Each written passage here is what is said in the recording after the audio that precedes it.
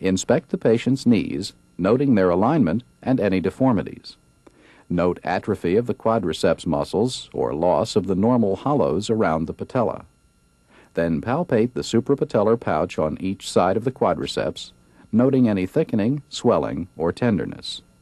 Also palpate along each side of the patella.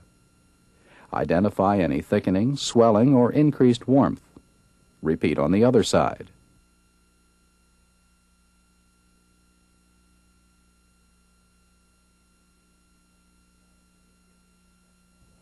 If you suspect a small amount of fluid in the knee, look for a bulge sign. First, milk the medial aspect of the knee firmly upward with the ball of your hand to displace any fluid. Next, press or tap the knee just behind the lateral margin of the patella. Watch for a bulge of returning fluid into the hollow medial to the patella. None is seen here. In another patient, there is a positive bulge sign.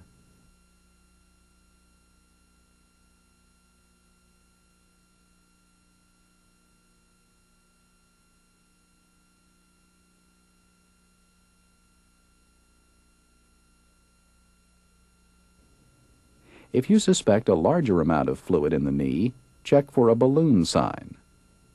To do so, rest the thumb and index finger of your right hand on each side of the patella. With your left hand, compress the suprapatellar pouch back against the femur.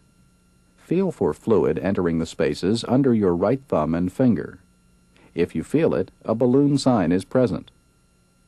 If fluid is felt, press the patella backward against the femur with your right hand, as your left hand feels for fluid returning to the suprapatellar pouch. A palpable return of fluid confirms a balloon sign. None is felt here.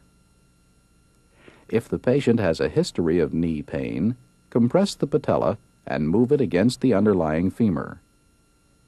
Then push the patella distally and ask the patient to tighten the knee against the table. Pain and crepitus suggest a patellofemoral disorder. Now flex the patient's leg at the knee to about 90 degrees. With your thumbs, press into the tibiofemoral joint on each side of the patellar tendon. How's that there? Feel along the tibial margins. Tenderness from a damaged meniscus may be present here. Then palpate along the course of the collateral ligaments, laterally and medially. Okay, good. Let's try the other leg now.